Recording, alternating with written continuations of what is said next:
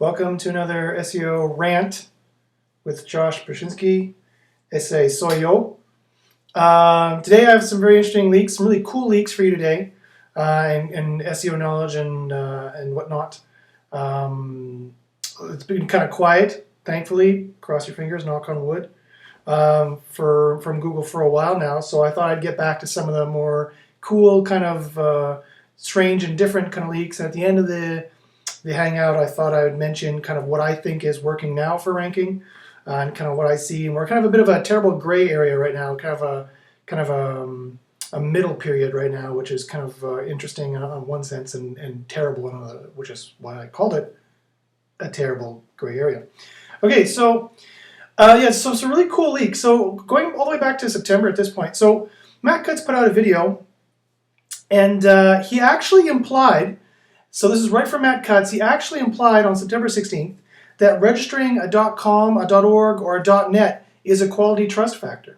So I know there's been a lot of rumors out there, is there any trust factors for these domains? Matt Cutts pretty much came right out, as far as I saw, and kind of said it, that yeah, if you have a .com, .net, or .org, that's kind of a quality trust factor for them. And if you don't, it's the opposite. It kind of tells them it's kind of not high quality, right? Another one that John Mueller mentioned on September 23rd. Now this one's really interesting. I don't know if I mentioned it before. But he mentioned that the standard ports are concatenated. What are ports?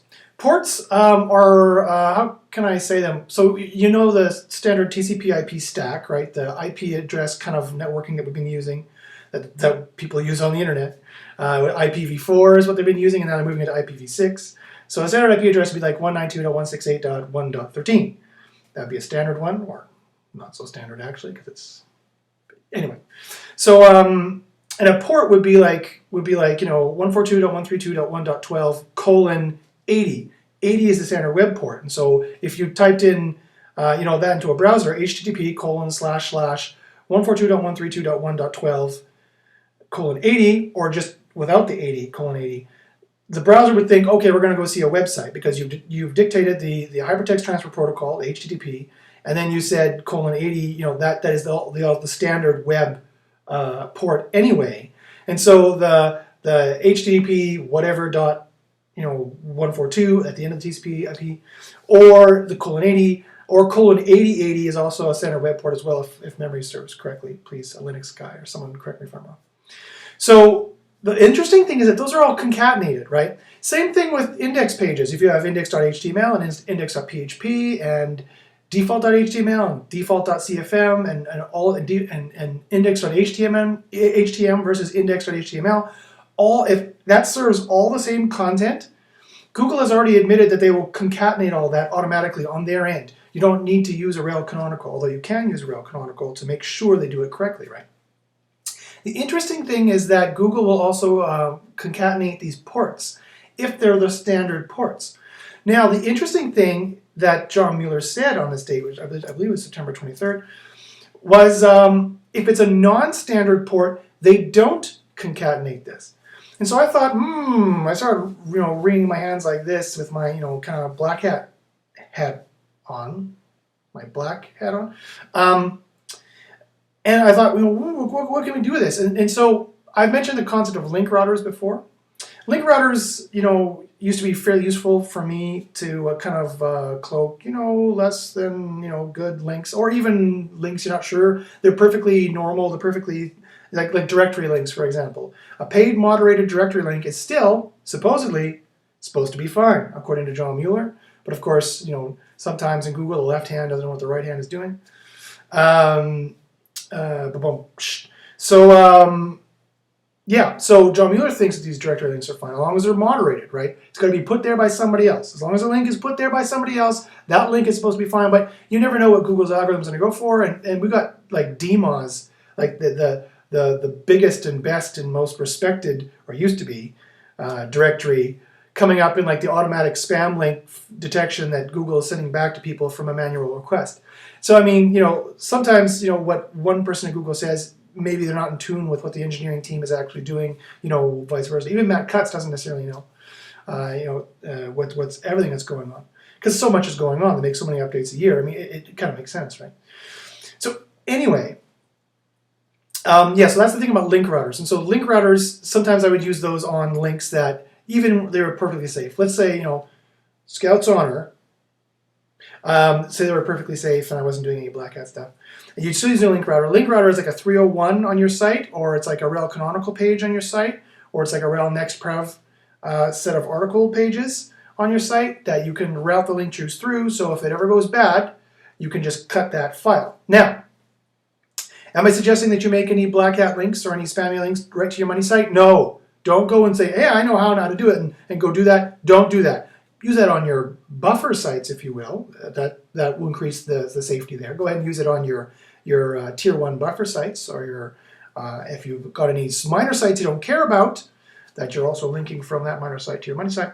Go ahead and use it there, but it's not safe enough to use on the money site. Why? Because Penguin will still hit you anyway. If Penguin finds it and hits you anyway, the Penguin penalty is still going to be on your site. It doesn't seem to fix it, and it seems like it just kind of flags the site or the target page that it points to anyway, and that page gets a flag, and you have to wait for Penguin to be released anyway. So it's not super safe, not as safe as it used to be.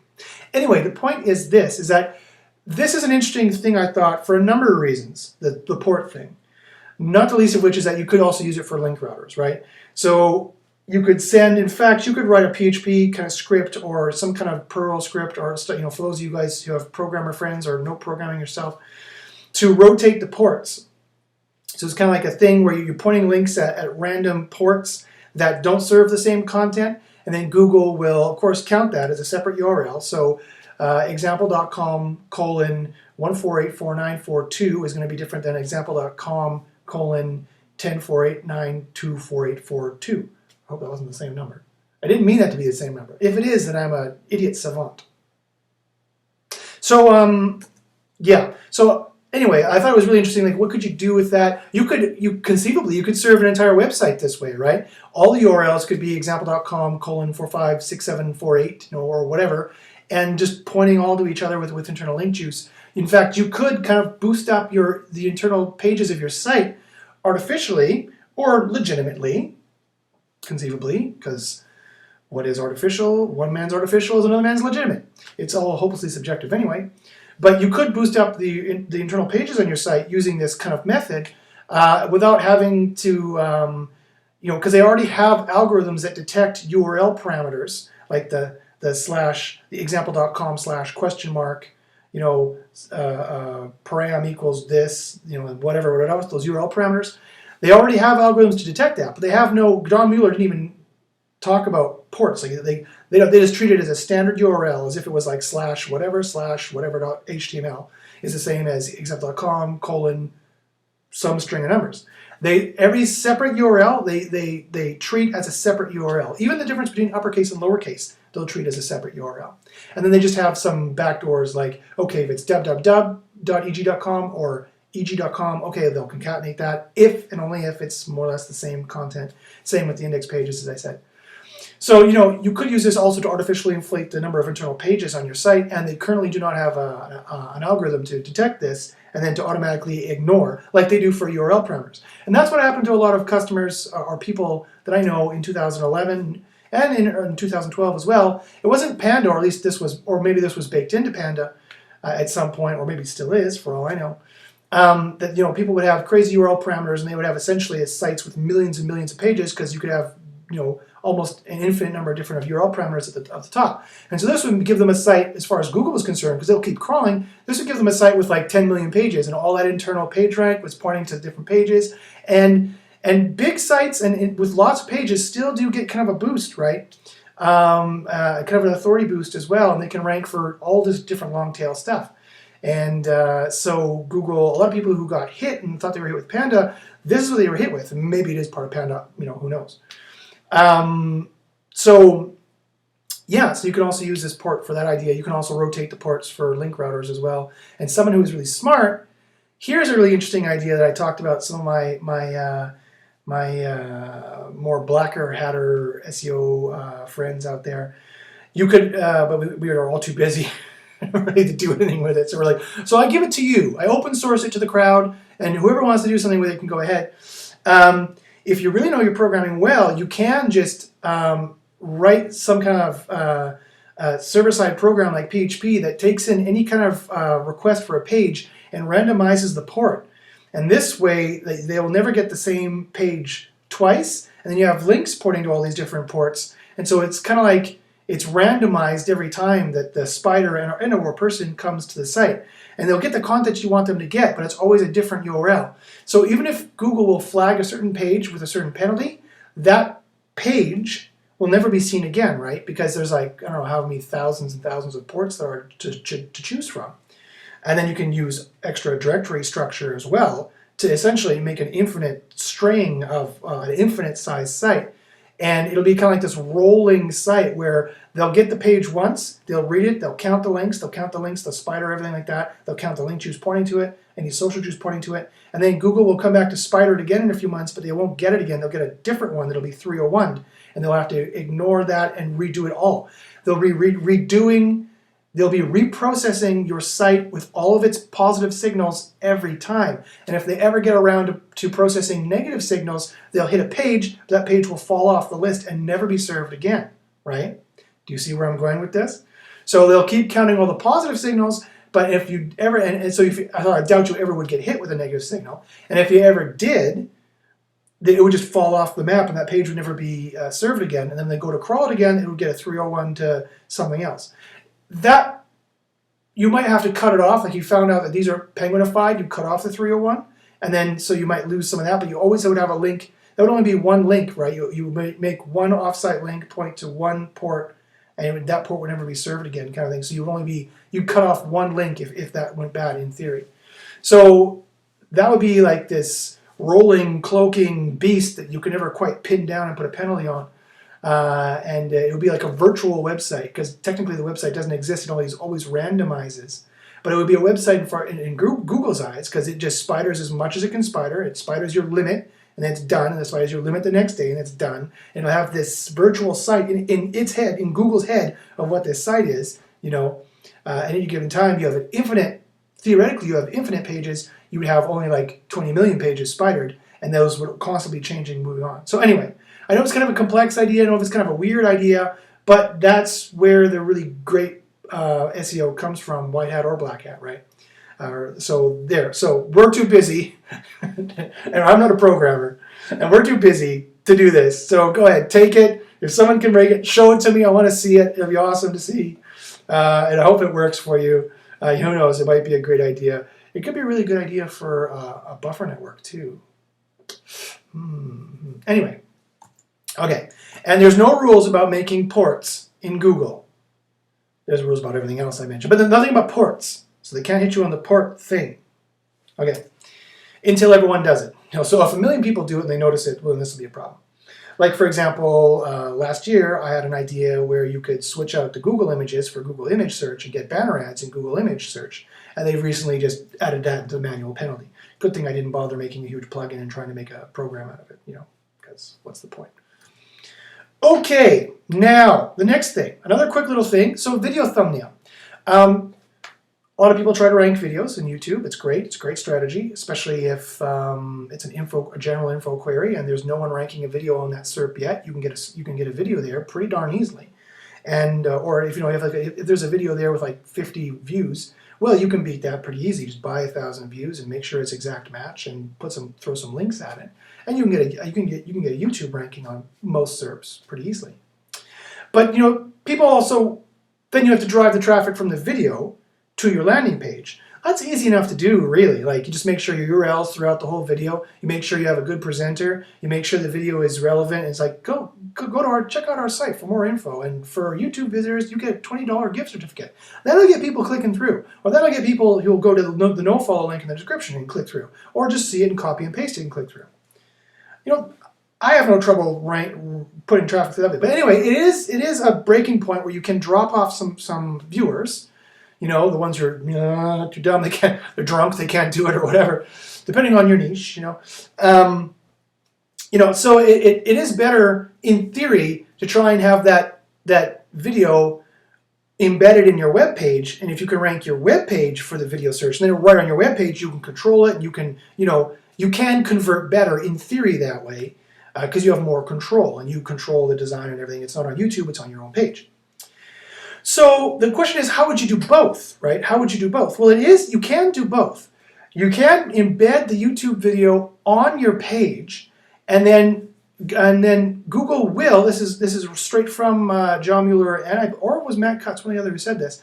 That Google will rank video thumbnails that are from your page and not from YouTube if that page is high enough authority and high enough trust and relevant enough and has the specificity. So you can have your cake and eat it too in this regard. You can combine the signals and just embed your video on the page and concatenate the signals. Make sure both the video and the page have the positive signals that they need to rank for that SERP. Okay, got quality issues. That's the next one.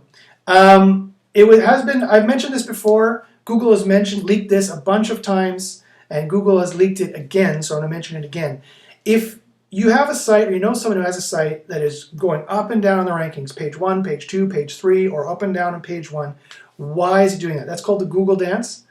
And why is it doing that? The reason is essentially, if that's happening to you, or even worse, sometimes you don't show up at all for a search. Like if I was trying to rank Red Apples Inc., Red Apples, that was my brand name, and the site's redapples.com. You would imagine if someone typed in Red Apples, I would hope that I would come up number 1. And I would hope that not only would I come up number 1, but I'd have the site links for the site, because Google will know, well, clearly they're looking for me if they type in Red Apples. Let's say I'm running Grandma Joe's Biscuits, and they type in Grandma Joe's Biscuits, you would darn hope that Grandma Joe's Biscuits would show up number 1 with the site links, right? With the contact us and the about us and the recipe and the whatever underneath. However, sometimes it doesn't happen and people wonder why. Well, this is the reason why, and I've said it before and I'll say it again, is because when Google starts to mess around with your meta description or your site links, quote unquote, this is right from John Mueller, on a brand search, then you know that you have quality or trust issues. Point blank, he said, you know you have quality or trust issues on that site. So first it would have been dancing, or it might still be dancing, or sometimes it's there on the SERP, and sometimes it's not. When you search Grandma Joe's Biscuits, you don't even come up, you're like, oh my God, what happened? Especially if you're the SEO person for Grandma Joe's, trust me. Or you should. Grandma Joe's will go, and she'll have a heart attack, and she'll die, and it'll be all your fault. No more biscuits for you. So what you need to do is you need to clean up your act. That's a clear sign that you need to clear up your act. And it's a clear sign that, and this is straight from John Mueller, that deranking may be imminent. I repeat, it's a clear sign that deranking may be imminent. So you need to clean up your act. You need to make sure you improve your user satisfaction. You might have some linking problems. You might have some on-page problems, maybe some keyword stuffing problems. Usually when that's happening, you have more than one problem. Usually when that's happening, you have a couple different, algorithmic demotions and maybe even a manual action in the works or something along those lines. So you need to, especially for quality, you need to improve your user satisfaction. With your content, your design, your speed, your user interface, you have to make sure that people are getting whatever it is they want above 500 pixels. You have to make sure they like your price. Even people who have lowered their prices have noticed their rankings have jumped up, right? Barry Schwartz reported on this 6-7 months ago. Somebody lowered their prices and their rankings jumped up. Now, it's somewhat coincidental, but not really. When you know that Google has leaked 100,000 times, that's a slight exaggeration, but not really, 100,000 times that they have quality and trust algorithms, Panda most especially, that is heavily influenced, if not triggered, if not completely consisting of tracking user metrics. And so when they go to Google and they do a search and they click through and they go to your page, you don't want them to go back, and you don't want them to click something else. If they're looking for Grandma Joe's Biscuits and they see Grandma Joe's Biscuits scam, she puts in cyanide in her biscuits or something terrible like that, they're like, oh, and they click that instead of Grandma Joe's Biscuits, that's going to make it start dancing, and the other one's going to start going up. That's going to make it sometimes show up and sometimes not. And people have asked, hey, so I can't remember what major brand, but it was a fairly major brand. I was like, oh, this is not good. A fairly major brand came out of John Mueller's Hangout one time. Actually, it's happened a couple times. And he's like, we are clearly Grandma Joe's Biscuits. Why are we not showing up for the search Grandma Joe's Biscuits? And John Mueller was pretty cocky. He's like, yeah, well, we have no right, we have no responsibility to rank Grandma Joe's Biscuits, the brand, for a brand search. And if people want to see something else more, then that's what we're going to show them. So he was like, And I was like, ah, and John Mueller was like, you know. So there you go. Okay. The next thing that was mentioned, and I just want to mention this, is that older sites are not necessarily better. John Mueller said it's the sites with more history are better. They know very well that people are going to buy expired domains. They know very well that people are buying age domains. They know very well that people are trying to use them both as backlink sources and also you're trying to use them as money sites. And so they have algorithms to detect when these sites change hands. So, and in my experience, you know, it seems to work like 50-50. Sometimes they can tell the site has changed hands, sometimes they can't. So, you know, that is, I've talked about that before, and if you want to email me and talk about these strategies, I'd be happy to talk to you about them. I've got a lot of opinions and ways how to do it, how I think you can improve those chances. By the way, so before I forget, because I always forget, my email address is joshbachynski@gmail.com. You can follow me at Twitter at joshbachynski. Contact me for any SEO questions that you might have, especially on HDomain, buying HDomains and whatnot, and how to tricky little ways to get around that. And also, you can watch all my other YouTube videos. You might be on SEO Nitro, Go Nitro, who sponsors my videos, or you might be on my YouTube channel already. I have tons more videos if you haven't seen them on Panda Penguin, little secrets, leaks, crazy stuff. Hummingbird, you wouldn't believe it. At youtube.com/jbachins. That's JBACHYNS. So go there for that and contact me and yada yada or whatever. So yes, so older sites are not necessarily better. Sites with more history are better. So I take this as a cautionary tale for when you're buying age domains. It doesn't really matter how old it is. It doesn't really matter. You know, some people will email me, "Oh, this site's 12 years old. It's wonderful." Check. Well, it has no links. Hasn't been online since 2001. So that site really is no good. So don't pay $5,000 for it. It pisses me off. The inflation in the domain market, kind of like the housing market, it's going to burst, right? It's going to pop. And especially when people start registering, redapples.fruit, like when these new domain names really start rolling out and getting more popular, it's going to pop. So if you have a domain and you're trying to rip people off, try to sell it sooner rather than later. And if you're trying to buy a domain, don't get ripped off by these jerks that I just mentioned, whatever. I wouldn't pay any more than $50 or $100 for a domain, quite frankly, unless I had really good assurances that, okay, I know for a fact I can monetize this. I know for a fact it's got, no penalty. I know for a fact that it's still online. Google hasn't forgotten about it.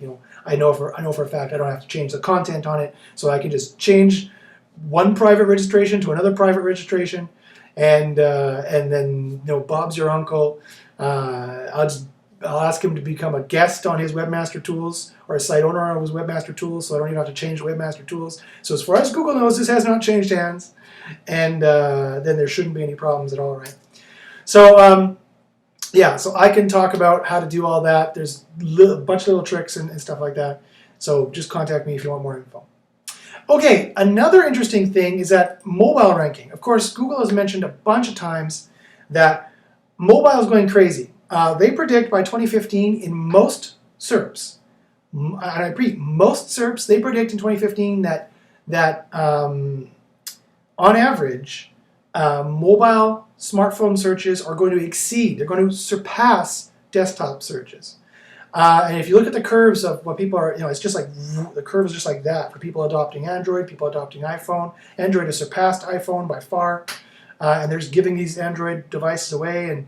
And so they're predicting by 2015, already 2014, already in some niches, especially if you skew young or you skew Japan or you skew Europe, that people are searching with mobile devices, like crazy. And so luckily, this is how they softened Panda. Matt Cutts, in the Summer of SEO Hell 2013 video, said they were going to soften Panda. How I think they softened it, because it didn't really get any softer for most of my customers.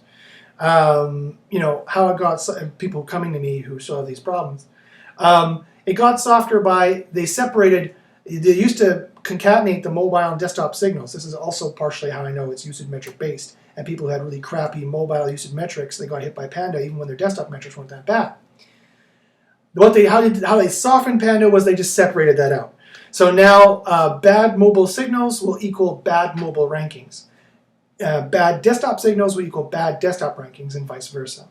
So So here's a tip for ranking in mobile, if you care, is that make the mobile title shorter, because click-through rate still matters, and it still matters for mobile as well, right? And they have less room on mobile. They have less room in mobile to read the title, so the titles have to be shorter. How short, I don't know. No one knows really. No one's gone and done this test, but they do have to be shorter, so just keep that in mind, right? So keep that all in mind. Okay, I already mentioned URL parameters. To make sure that Google doesn't, and this is straight from John Mueller, this is also from my own research, to make sure that URL parameters don't mess with your rankings. If they already have, there's really very little you can do. If they're already ignoring some of your URL parameters, you can tell what URL parameters they're ignoring. Check your Webmaster Tools because it tells you there. To make sure they don't ignore URL parameters, one, don't use them. Two, if you're already using URL parameters and you want to make sure they don't mess with URL parameters, because if you have a site and they think you have a million pages, and if they're highly duplicated, they will use the URL algorithm and they will just ignore 800,000 of your pages, and all your internal page rank will go down, all those ranking pages will go down, all your authority will go down, and your rankings will go down. Right? I've seen that happen 100 million times. That is a slight exaggeration as well. But I've seen it happen many, many times. Hundreds of times. So, yeah, to make sure they don't do that, you have to use rel canonical. Don't use URL parameters. You can avoid it. Hey, use ports, like I mentioned, So if you have a big site, you want to keep a big site. Yes, the myth is true. Bigger is better. It's not so much of a myth. Okay, and finally, we're in a weird gray area. And let me tell you why I think this is. And the gray area has to do with our favorite thing, links. On September 23rd, Google bothered to go and actually derank a linking network. This time they hit the ghost link network. And they took it down. And, Matt Cutts was all full of himself and so happy with himself that they took this down. Good for him, blah, blah, blah. This tells me something, all the White Hats were like, oh, yeah, good for you, Matt, you're wonderful, kissing his butt, making their nose as brown as possible. But this told me something different. This tells me that if they have to go through the bother of taking down these link networks, if they still need to do this, that tells me a couple things. One, that they're still counting links for now. A lot of white hats, a lot of people think that links are completely dead. They're not completely dead. I think they're on the way out. A lot of people think they're on the way out. They're definitely on the way out, but they're not totally dead. But the problem is that, two, they can't differentiate between good, non-spammy, non-multi-topic, mid to high authority, low commercial intent, anchor text links on blog posts, on unique, non-duplicated blog posts. I repeat, they cannot at this time, or they're having trouble at this time, differentiating the good, varied, like the link is not always at the bottom, the link can be anywhere, non-spammy on a non-spammy topic with non-keyword stuffing, non-multi-topic. It's not on, the page is not on a bunch of different topics, the site's not on a bunch of different topics, it's not your standard WordPress template blog. It's got mid to high authority. It's got low commercial anchor text, if no commercial anchor text, right? No anchor text that is clearly a search phrase. It doesn't say buy red apples in the link. It says these guys are great in the link, right? They're having trouble telling those kinds of, that's an awesome link, by the way. They're having trouble telling those kinds of natural donated looking links from the black hat links that we're all making, trying to look like that. Otherwise, they wouldn't bother going to derank any blog networks. There's no need, right? There's no need to deranking the blog networks if you can tell the spammy links from the good ones. They don't have to bother going and trying to find the IP addresses of a blog network and deranking the whole thing. So as just only a couple months ago, September 23rd, they're still doing this. And so this tells me that they're still not very good at differentiating them. So links are not dead entirely, but they are incredibly risky. And this is the problem. We're kind of in this weird, terrible gray area where links are increasingly non-trusted and increasingly risky, but they have not yet been replaced as an off-site signal for Google to use. Links has not yet been replaced with any other major off-page signal. I repeat, we're in this terrible gray area where links are increasingly risky, increasingly non-trusted, increasingly cost for benefit ratio, increasingly higher in cost and lower in benefit and higher in risk. But unfortunately, and no one's donating links. The donated link is the paradigm they're going for, although Matt Cutts has point blank come out, and in June, like months ago, has point blank, almost 6 months ago, has point blank come out and said at SMX Advanced, we no longer consider links as the paradigm off-site recommendation that we can trust anymore. No longer at all, especially blog links, because we know no one blogs. He's gone out that and said that point blank. The problem is that their algorithm, even though they completely rewrote it with Hummingbird, Hummingbird is a complete rewrite of their algorithm. Even so, we still don't see they've made these major changes yet, because links, with black hat links or donated looking links are still, sites with donated looking links, enough of them are still ranking high. Yes, you need the other signals. I'm going to go through what I think is ranking these days and what is going to continue to rank for the next 6 months in 2014. Here's my prediction of how it looks. But the point is that we're in this terrible gray area where no one's donating any links. No one's donating any links. The blogosphere is dead, so dead. It's like dust. But Google still needs to count them, and is still counting them because they're lazy enough to do so. They're like, yeah, the rankings are good enough for now. Our searcher satisfaction is good enough for now, even though no one's getting any new links that aren't solicited, aren't unsolicited. They're all solicited. Let me tell you, even white hat guys, it's solicited. All right, if you email them asking for a link, it's solicited. There's no difference if you email asking for a link or if you go into SE Nuke and make a link. There is absolutely no difference whatsoever. It's solicited. But they're still not using any other signal that we can, even in a white hat way. Even in a white hat sense that we can use. So anyway, not as powerful as links. There are other signals, but not as powerful as links. So just to round out the conversation, people don't want this talk to go too long. So just to round it out, here's what I think is ranking in this terrible gray area that we're in right now. And I think it's going to be that way for the next 6 months or so. One of the major things, if not the major thing right now, in my opinion, is the internal page rank size, the size of the site.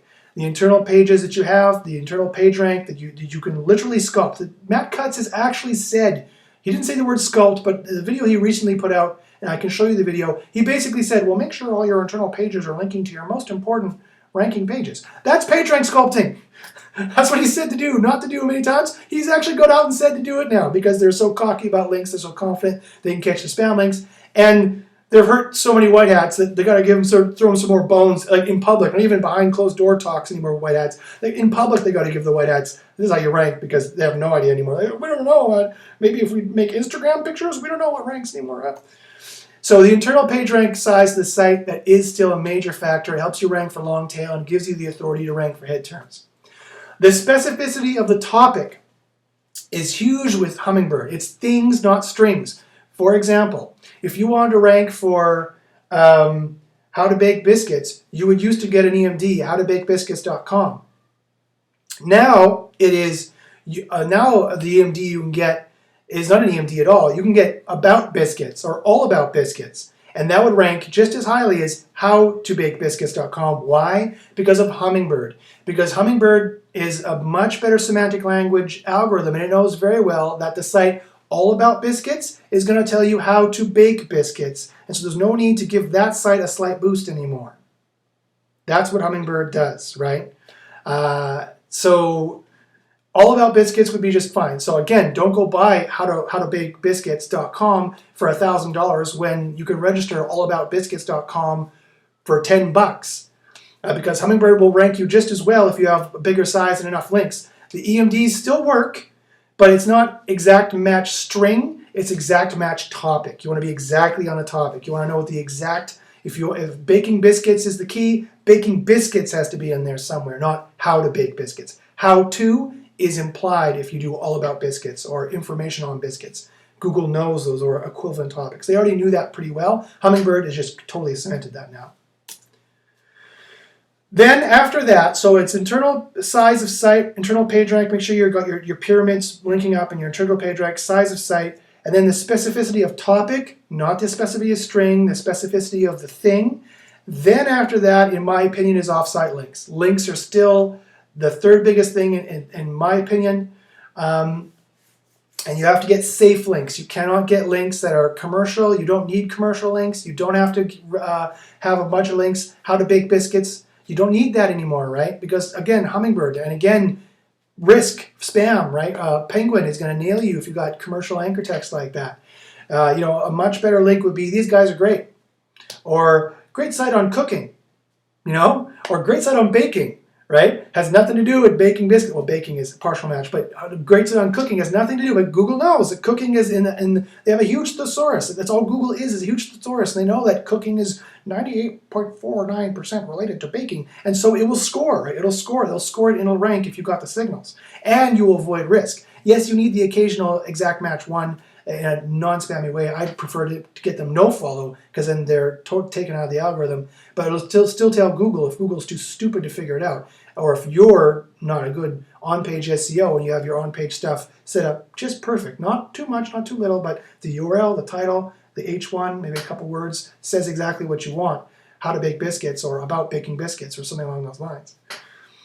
So the offsite links is still important. And then after that, not to be underestimated is usage factors.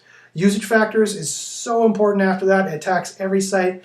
And I've talked about it a million times, so I won't mention it too much here. But your usage metrics, the bounce rate is not important. The bounce rate is just an echo. It's a footprint of what is important, and that is whether they go there to the SERP, they go to your page, they go, oh, this is slow, this is crap, this is convoluted, I can't see what I want, I have to scroll. Oh, it took longer than 2-3 seconds to load. Bounce back to Google and click on the result. Or they didn't like your snippet to begin with because it's some gross SEO'd how to bake biscuits, pipe, baking biscuits, pipe, biscuits are great, like something like that. Oh, that's gross. They just scroll right by it and they click something else. That's what you cannot abide. You cannot allow that to happen.